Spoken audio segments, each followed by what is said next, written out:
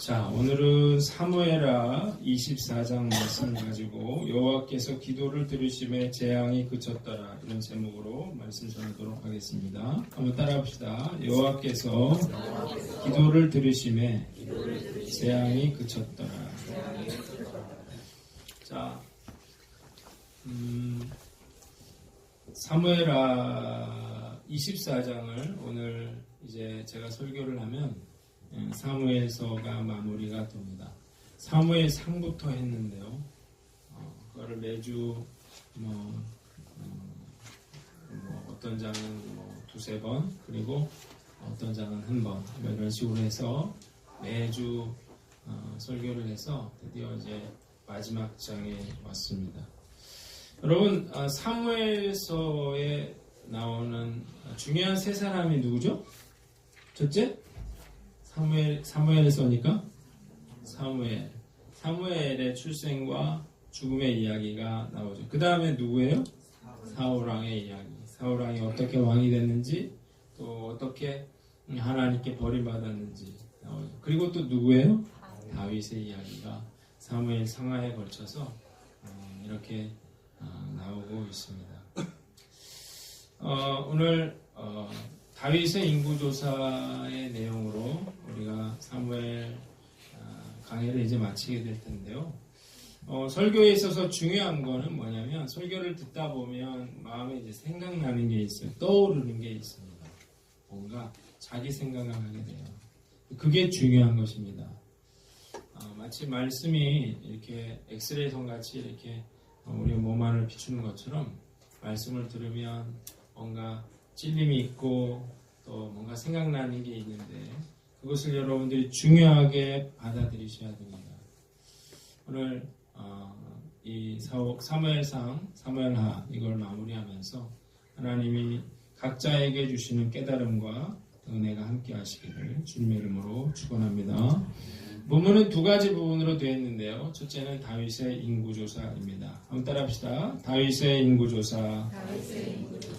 1절로 2절을 보니까 굉장히 중요한 구절인데요. 여호와께서 다시 이스라엘을 향하여 진노하사 그들을 찌시려고 다윗을 격동시키사 가서 이스라엘과 유다의 인구를 조사하라 하신지라 그랬어요. 여기 보니까 다시 그랬거든요. 다시라는 말은 다시 진노하셨대요. 그래서 하나님이 징계하셨는데, 이것은 앞장의 내용, 그러니까 3년 기근을 이야기하는 거예요. 그 이후에 하나님이 다시 한번 다윗을 징계하는 그런 내용이 나와요. 하나님이 다윗에게 이스라엘과 유다의 인구를 조사하라 그래요. 그래서 다윗이 요압에게 전국적인 인구 조사를 명령하게 됩니다. 자, 2절을 보니까 요압과 지도자들을 불러요. 그래서 너희는 가서 브엘세바에서 단까지 이스라엘을 계수하고 돌아와 내게 보고하여 그 수요를 알게 하라 그랬습니다. 사람들을 보내서 인구조사를 하는데, 예를 들어서 대구에 가서 하고, 부산에 가서 하고, 또 광주에 가서 하고, 전주로 대전으로 해서 이렇게 인구조사를 하고 돌아오라는 거예요. 자, 그러자 요압이 이 말을 듣고 이렇게 말해요. 여호와께서 백성을 지금보다 100배나 더 하시기를 원하나이다. 내 주 왕이요? 이 백성이 다 주의 종이 아니니까 어찌하여 이를 명령하시나이까? 이스라엘이 범죄하게 하시나이까? 이러면서 만류를 하는데 다윗이 듣지 아니하고 인구조사를 강행합니다.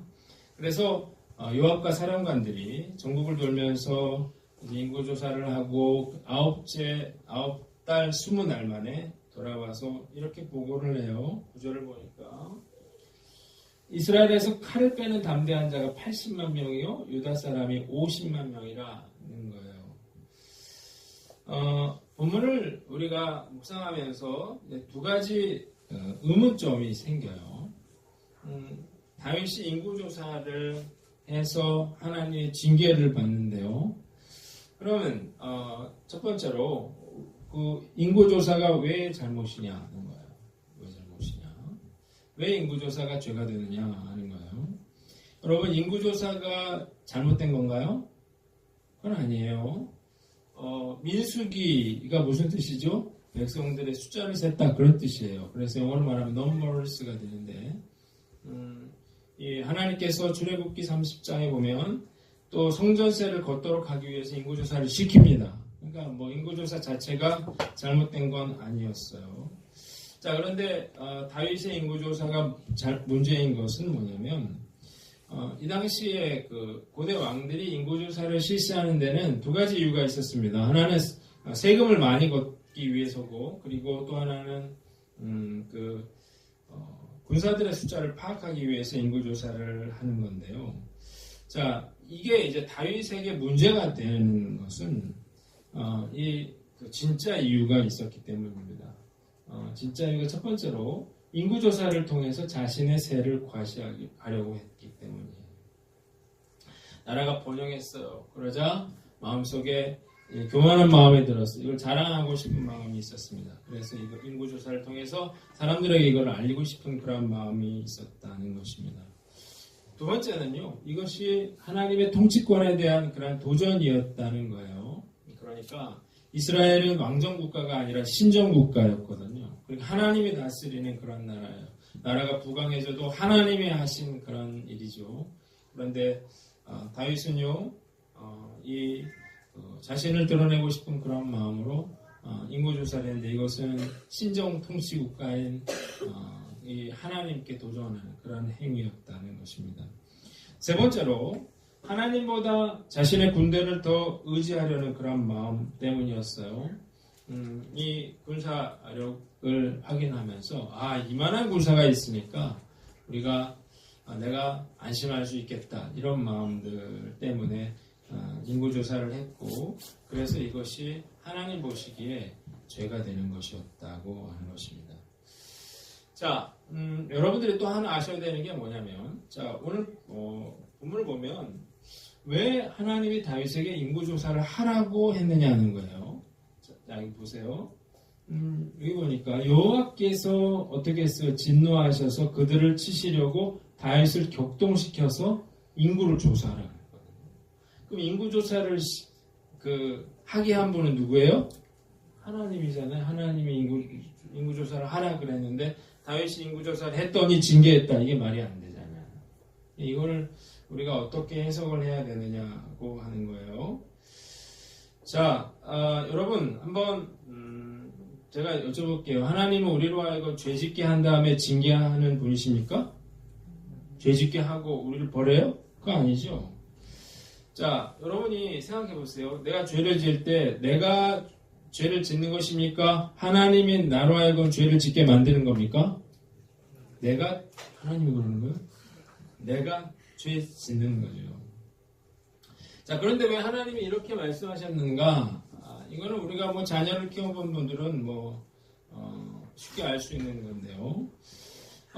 우리가 화가 나면 자녀들에게 뭐라고 말하냐면 네 멋대로 하라, 그렇게 말하죠. 그렇게 말해본 적 있죠? 자, 이거는 네 멋대로 하라는 말이에요? 네 멋대로 하지 말라는 말이에요? 네 멋대로 하지 말라는 말이죠. 자, 너 집에서 나가라는 말은 나가라는 말이에요? 나가지 말라는 말이에요? 근데 이렇게 얘기했더니 나가는 애들이 있어요. 네. 그리고 그럼 어떻게 돼요? 죽는 거죠. 저도 옛날에 그런 기억이 있다니까요. 우리 어머니가 나가라 그래서 나갔거든요. 그래가지고 나가서 갈 데가 없어서 이렇게 쳐다보겠다가 우리 어머님이 날 이렇게 보더라고요. 그래서 놀래가지고 막 도망갔더니 막 쫓아와서 막 나를 막 때리면서 그래서 나 이해가 안 갔어요. 왜 나가라 그런 다음에 때리는 나가라 그런다고 나가면 안 되는 거예요. 그러니까 꼭 가르쳐주세요. 그리고 가르쳐준 다음에 나가라 그래야지. 무조건 나가라 그러는데, 그리고 요즘 애들은 나간단 말이에요. 자, 여러분, 우리를 격동시키고 죄짓게 만드는 존재가 있어요. 누구예요? 마귀죠, 마귀. 마귀가 우리를 미혹하고 격동합니다. 자, 그러니까 우리를 충동질하는 건 누구예요? 마귀고, 죄를 지은 건 누구예요? 우리죠. 그러니까 죄를 지은 것은 우리의 책임이 되는 것입니다. 여러분들 생각에 이런 생각을 하는 분들이 있어요. 하나님 왜 안 막아줬습니까? 죄 질 때. 왜 안 막아주시나요? 이유가 있어요. 하나님 우리에게 뭘 줬어요? 자유의지를 줬다고요. 그러니까 우리가 죄 안 지을 의지도 줬고요. 죄 지을 의지도 줬어요. 그렇기 때문에 그 선택은 누가 하는 것입니까? 우리가 하는 거죠. 자, 다윗도 마귀의 유혹을 받았어요. 인구조사를 통해서 자기의 위협을 뚫어내고 싶은 충동을 느꼈습니다. 그래서 결국 하나님이 인구조사를 하도록 허락해 준 거죠. 그래서 이것이 죄가 되는 것입니다. 여러분, 그 큰 교회들은요, 대부분 숫자를 셉니다. 잘 모르시죠? 뒤에서 교육자들이 이렇게 서가지고 이렇게 해서 숫자를 써요.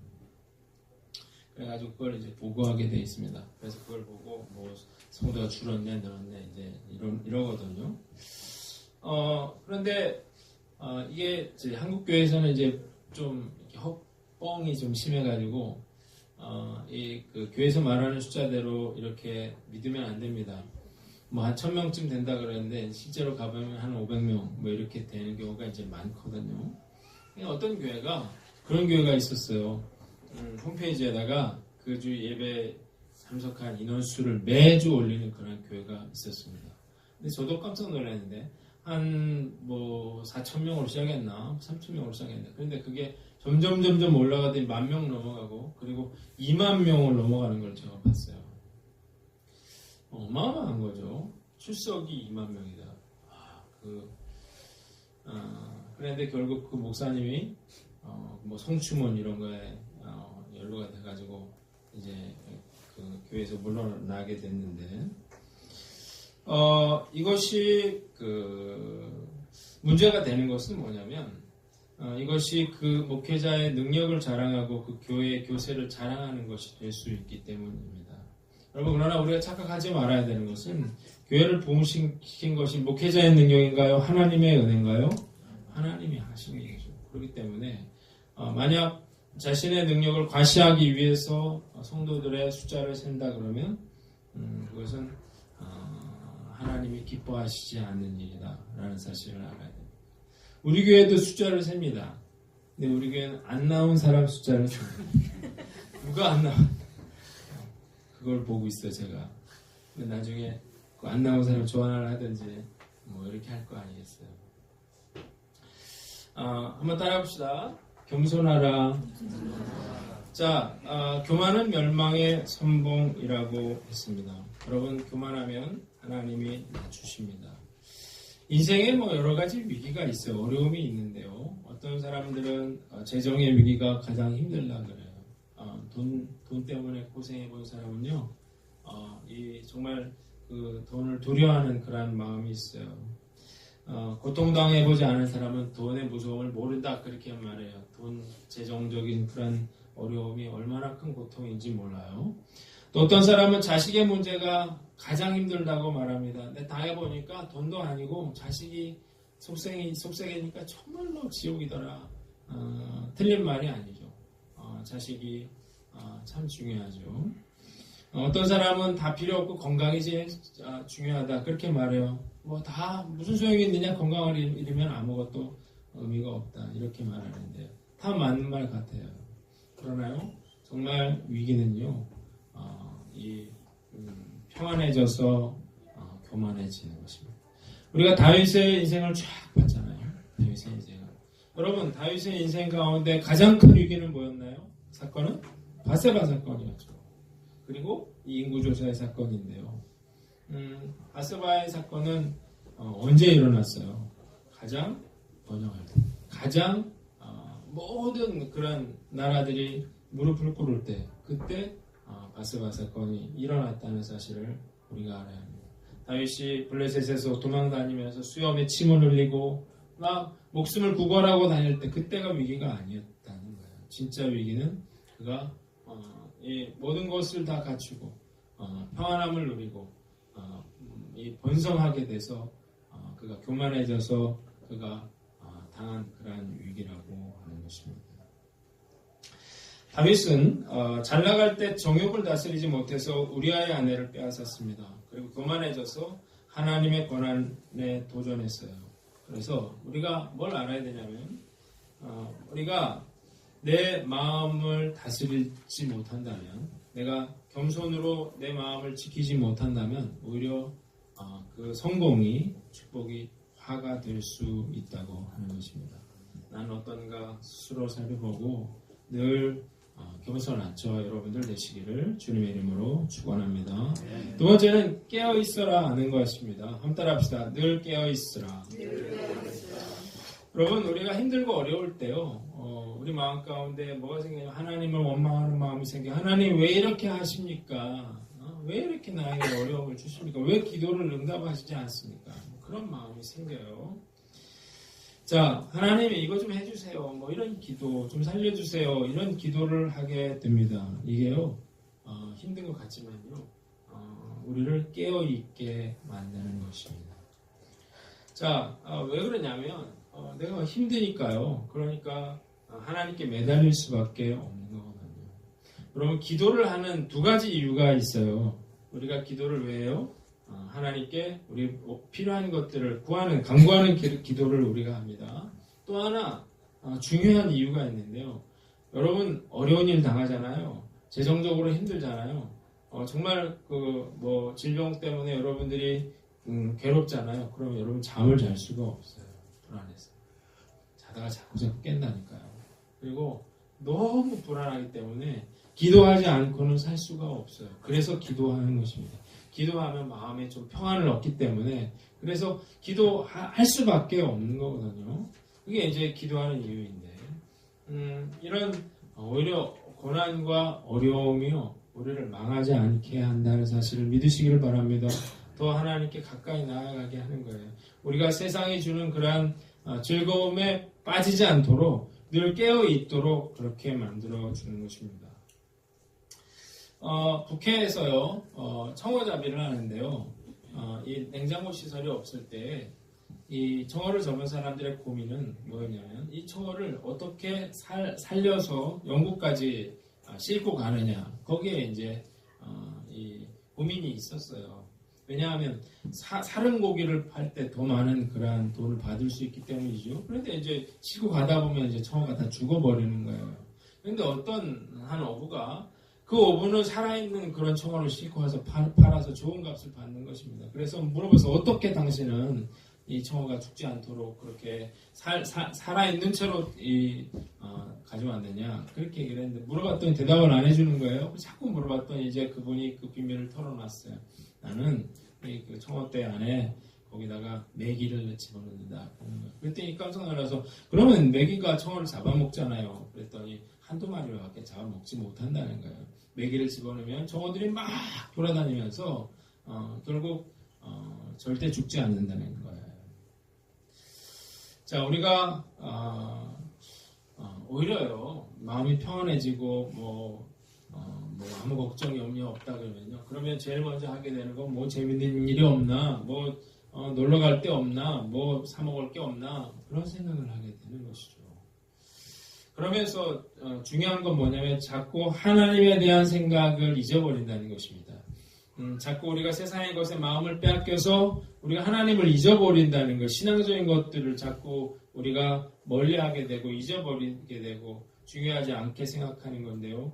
결국 이것이야말로 우리 인생에 있어서 가장 큰 위기라고 하는 사실을 아시기를 주님의 이름으로 축원합니다. 우리가 어려움이 있으면요, 그것에 대해서 감사할 수 있어야 됩니다.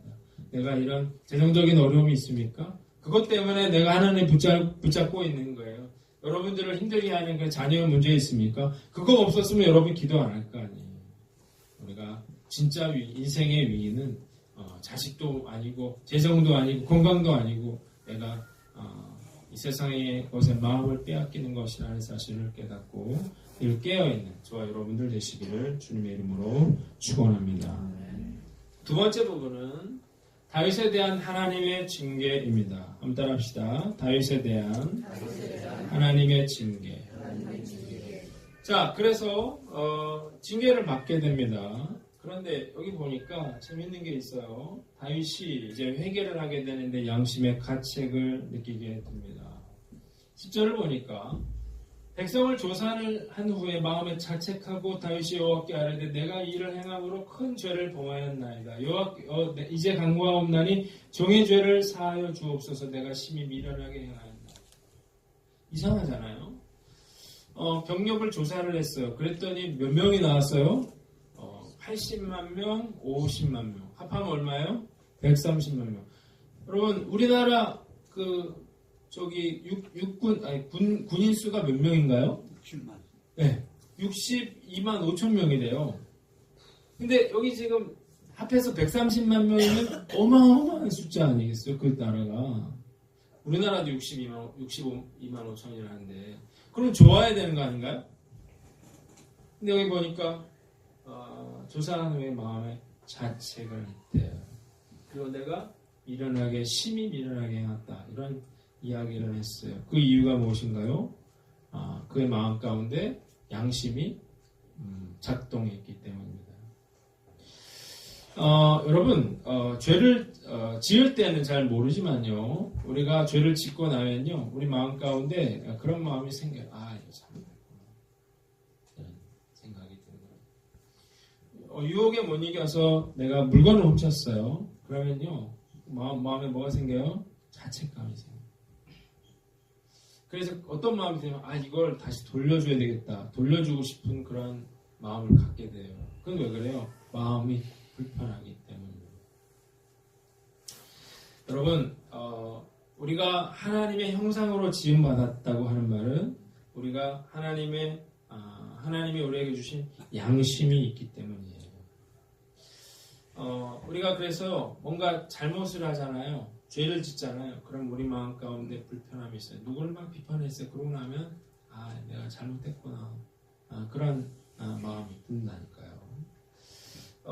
19세기 에드가 앨런 포라고 하는 이 작가가 고자질하는 양심이라는 책에서 그런 이야기를 했어요.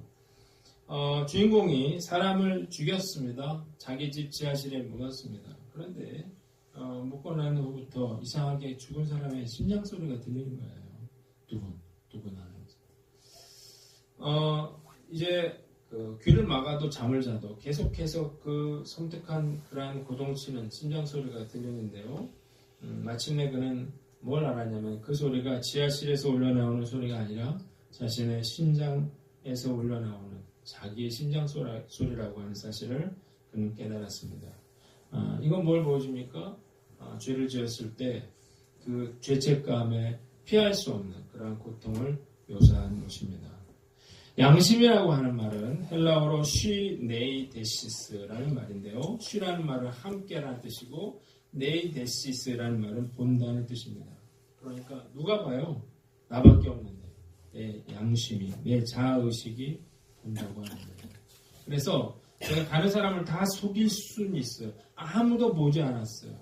그럼에도 불구하고 내 양심이 그것을 보았기 때문에 내 마음속에 죄책감을 느끼는 것입니다. 여러분, 한번 따라합시다. 양심의 소리에 귀를 기울여라. 여러분, 양심의 소리에 민감하게 귀를 기울이시기를 바랍니다. 우리가 어떤 일을 행하면은 양심의 소리가 들리는데요. 또 하나 들리는 게 있어요. 누구의 소리가 들려요? 마귀의 소리도 들립니다. 예를 들어서, 자, 내가 뭔가 옳지 않은 일을 하려고 그래요. 그러면서 내 마음속에 하지 말아라. 죄책감이 생겨요. 이럴 때 무슨 소리가 들리냐면, 야, 이건 다 하는 거잖아. 야, 이건 아주 작은 일이잖아. 야, 이거 딱 한 번만 하면 되잖아. 아무도 안 받잖아. 그동안 예를 들어서 돈을 이렇게 부정한 돈을 했는데 네가 그동안 힘들게 살았는데 이 정도는 보상 차원에서 괜찮잖아. 이것은 나에게 주어지는 그런 좋은 기회가 아닐까. 이런 소리가 들린다는 것입니다. 문제는요, 자꾸 이런 소리를 듣고 내가 양심의 소리를 무시하면요, 그러면 어떻게 된다는 거예요? 그럼 회개할 기회를 놓치게 됩니다. 다윗이 회개를 했어요. 여기 보니까. 그렇죠? 그래서 어떻게 해요? 그가 하나님의 징계를 받지만 용서를 받을 수 있는 것입니다. 내가 회개할 줄 모르면 그러면 어떻게 돼요? 그러면 결국 하나님의 심판을 받게 되는 것입니다. 양심이 그걸 하나님의 심판으로부터 나를 보호해 주는 것이라는 사실을 우리는 알아야만 합니다. 지금 설교를 들으면서 여러분들에게 들려오는 양심의 소리가 무엇인가요? 여러분들은 그 소리를 무시하지 말아야 합니다. 양심의 소리를 무시하면 뼈저린 후회를 하게 될 때가 옵니다. 양심이야말로 나를 심판으로부터 막아주는 그런 바로미터라고 하는 사실을 알고 여러분들이 양심적인 사람 되시기를 주님의 이름으로 축원합니다. 또 하나는 하나님의 징계입니다. 하나님이 이 다윗이 회개하는 걸 보고 갓 선지자를 보내요. 그래서 세 가지 징계 중에서 하나를 택하라고 말씀하십니다. 여러분, 하나님이 용서하시는 것은 그냥 없던 일로 해주는 건 아니에요. 그것 잘못에 대한 어떤 징계를 반드시 하십니다. 우리가 아이들을 징계하고 용서해 주는 것과 똑같은 거죠. 자, 13절을 보니까 갓이 다윗에게 뭐라고 말하냐면 세 개 중에 하나 고르라는 거예요. 왕의 땅에 7년 기근이 있을 것입니까? 아니면 왕의 원수에게 쫓겨 석 달 동안 도망 다닐 겁니까? 아니면 사흘 동안 전염병이 있을 것입니까? 세 가지. 기근, 7년 기근, 3년 기근을 해봤잖아요. 너무 힘든 일이고, 그리고 사람에게 쫓겨다니는 일을 많이 해봤잖아요. 그래서 다윗이 어떻게 합니까? 생각해보고 뭐라고 말합니까? 내가 고통 중에 있다고 했어요. 너무나 마음이 힘든데, 그러면서 뭐라고 하냐면 여호와께서는 긍휼이 크시니 우리가 여호와의 손에 빠지고 사람의 손에 빠지지 아니하겠다. 그러니까 내가 사람에 의해서 고통당하는 걸 택하지 아니하고 전염병을 택하겠다고 그렇게 말을 합니다. 그러자 어떻게 해요? 온 나라에 전염병이 임했습니다. 그래서 전염병으로 7만 명의 사람이 죽게 되는 거예요. 그런데 이 성경에 어떤 이야기가 나냐면 다윗이 예루살렘을 치려고 하는 그런 천사의 모습을 봅니다. 그런데 이 하나님께서 천사에게 백성들을 불쌍히 여기시면서 족하다 내 손을 거두라고 말씀하십니다.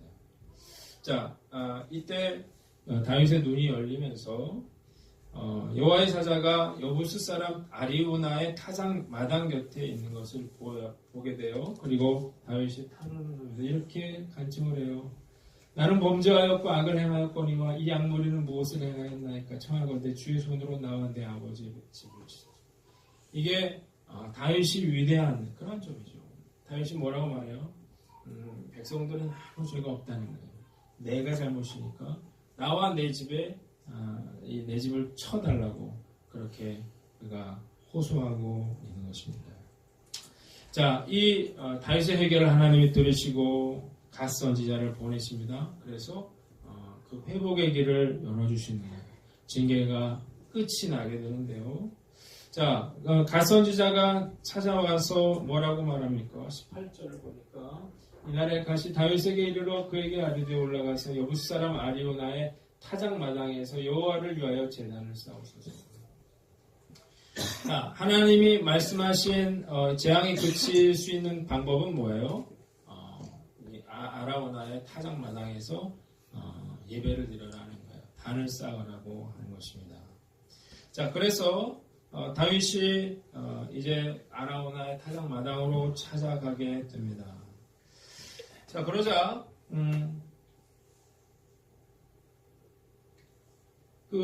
아라우나가 놀랐죠. 어찌하여 왕께서 여기 오셨습니까? 이러면서 머리를 조아리면서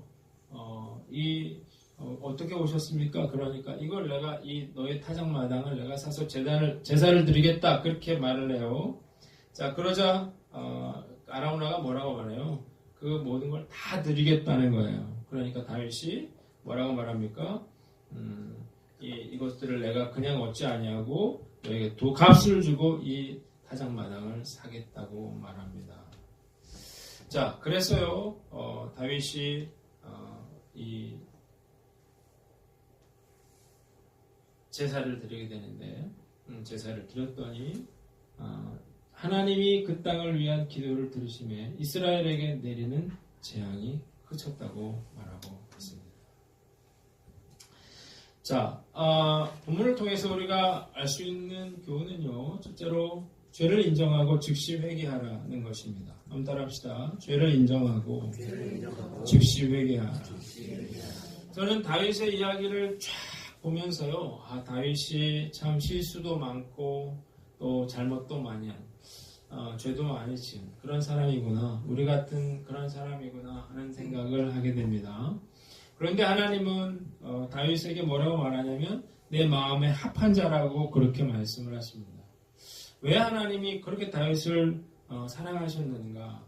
그 이유가 바로 여기 있어요. 다윗은요, 죄를 지었지만 그가 징계받을 때 늘 어떻게 했어요? 자기의 잘못을 인정했습니다. 그리고 즉시 회개했습니다. 하나님이 이것을 너무나 기쁘게 보시는 것입니다. 이게 왜냐하면 이게 쉽지가 않아요. 누군가 내 잘못을 책망하면 우리 마음 가운데 반발심이 생겨요. 변명하게 돼요. 책임을 전가하기 쉬운데요. 다윗은 그렇게 하지 않았습니다. 사울은 어땠습니까? 늘 변명하고 책임을 전가했죠. 그래서 하나님께 벌을 받았다고요.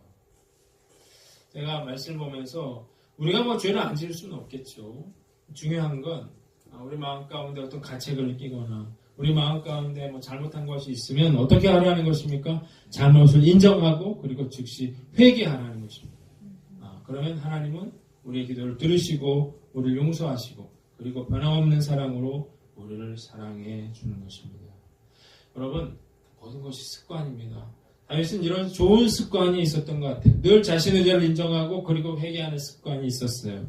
이것이 자신의 인생을 축복으로 이끌어갔습니다. 사울은 늘 변명하고 책임을 전가하는 습관이 있었어요. 결국 그 습관이 그를 파멸로 이끌어갔다는 거예요. 오늘 말씀을 들으면서 여러분들이 떠오르는 내가 회개해야 할 그런 일은 무엇인가요? 내가 다른 사람 탓하지 말고 그리고 변명하지 말고 그리고 하나님 앞에 회개함으로 우리 용서받고 하나님의 축복을 받는 저와 여러분들 되시기를 주님의 이름으로 축원합니다. 마지막으로 예배의 중요성을 알아라는 것입니다. 한번 따라합시다. 예배의 중요성을 알라. 여러분, 이 재앙을 그치게 한 것이 무엇입니까? 바로 예배였습니다. 예배라고 하는 것이요, 얼마나 중요한지 몰라요. 여러분, 한 사람이요, 예수님을 믿게 되는 것도 그가 참석한 예배를 통해서 예수님을 만난다는 사실을 믿으시길 바랍니다. 예배를 통해서 하나님의 음성을 들을 수 있는 것입니다. 예배를 통해서 하나님과 만나는 그러한 역사가 있는 거예요. 다윗이 예배를 드렸잖아요. 그랬더니 하나님이 그 예배를 들으시고 재앙을 그치셨다는 사실을 믿으시기를 바랍니다. 예배야말로 인간이 드릴 수 있는 가장 놀라운 그러한 축복이라고 하는 거예요. 여러분, 노아의 홍수 때요, 모든 게 다 물에 잠겼습니다. 그래서 결국 이제 물이 다 빠졌죠.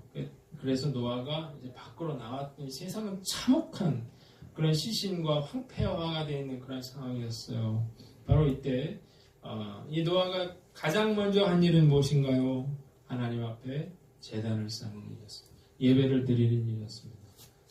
그가 하나님 앞에 제단을 쌓았을 때 하나님 나타나셔서 뭐라고 말했어요? 내가 다시는 물로 인간을 심판하지 않겠다고 약속을 해주셨습니다. 여러분, 우리가요, 예배가, 여러분들이 오늘 예배에 나오지 않았더라면 여러분들이 뭘 했을 것 같아요? 결국 뭐 TV나 보든지 아니면 세상에 그런 것에 마음을 빼앗겨 있었겠죠. 이 예배를 통해서 우리가 하나님 만나는 것입니다. 예배를 통해서 놀라운 구원의 역사가 일어나는 거고, 예배를 통해서 내 삶에 놀라운 그런 기적의 역사가 일어나는 것입니다. 자, 그런데요, 많은 사람들이 이걸 잘 몰라요. 그래서 왔다 갔다 하는 경우가 많아요. 습관적으로 예배 왔다 갔다 하는데요, 그거는 참 잘못된 것입니다. 하나님께서 이스라엘 백성들에게 뭐라고 얘기했어요? 너희가 내 마당만 밟으러 온다, 그렇게 말하고 있거든요. 자, 여러분들 가운데 혹시 예배를 구경하러 오신 분이 있다면 큰 실수를 하는 것입니다. 예배 가운데 왜 나는 저 사람만큼 큰 은혜를 못 받는가요? 예배를 통해서 결국 중요한 건 내가 하나님 만나는 거거든요. 예배를 통해서 목사가 설교를 잘한다고 해서 여러분들이 하나님 만나는 건 아니에요. 중요한 건요, 하나님 받으시는 예배는요, 그 마음 가운데 애통하는 마음으로 하나님을 사모하는 그런 마음이 있어야 한다는 사실을 믿으시길 바랍니다. 애통하는 자의 그런 마음, 그 예배를 하나님이 받아주시는 거예요. 놀라운 것은요, 그 아라우나의 타작마당에서 예배를 드렸잖아요. 그런데요, 이 아라우나의 타작마당이 곧 나중에 솔로몬 성전의 자리가 된다고 하는 거죠. 재앙의 자리, 심판의 자리, 징계의 자리가 하나님을 예배하는 성전으로 변화되더라는 거예요. 자, 오늘 이 시간에 여러분들이 예배 가운데 여러분들이 물으시길 바랍니다. 하나님, 저는 어떻게 살아야 합니까? 저는 앞으로 무엇을 해야 합니까? 절박한 마음으로 하나님을 찾으세요. 하나님이 들으시고 예배를 통해서 여러분들 만나주실 줄 믿습니다. 우리가 이 믿음으로 사모하는 마음으로 예배를 드릴 때 그 예배를 받아주시는 것입니다. 사람이 많다고 찬양을 아주 잘한다고 해서 하나님이 그 예배 받으시는 게 아니에요. 비록 두세 사람이 모인 곳이라 하더라도 애통하는 마음을 가지고 그 하나님의 은혜를 구하는 자들, 그들에게 하나님 나타나시고 그들에게 하나님 역사하시는 줄 믿습니다. 이 예배의 축복을 우리는 잊지 말아야 합니다. 이제 2019년도가 시작이 됩니다. 그래서 우리 교회에서 모든 교회가 하지만 신년맞이 특별 새벽 기도회를 시작하려고 그래요. 한 해를 시작할 때 한 해의 시작을 예배로 시작하는 것이야말로 너무나 중요하다는 사실을 믿으시길 바랍니다. 예배로 여러분들이 한 해를 시작하십시오. 그리고 하나님께 나아가서 하나님, 내가 무엇을 해야 하는지를 여러분 물으십시오. 그러면 하나님께서 여러분 가운데 나타나시고 응답하시고 여러분들의 삶을 놀라운 축복으로 채워주실 줄 믿습니다. 새벽기도 우리가 여러 번 하지만 신년맞이 특별 새벽기도는 여러분들이 정말 마음의 결심을 해서요, 열심히 한번 이 새벽기도에 참여하시기를 바랍니다. 예배를 통해서 하나님을 만나시고 하나님을 만남으로 여러분들의 그러한 상처가, 여러분들의 고통이, 여러분들의 아픔이 놀라운 축복으로 변화되기를 예수님의 이름으로 축원합니다. 말씀 마치겠습니다. 자, 오늘 다윗이 인구를 조사했는데요. 겸손하고 늘 깨어 있으시기를 바랍니다. 다윗이 징계를 받고 회개했는데요. 양심의 소리를 듣고 회개하고 참된 예배를 드리시기를 바랍니다.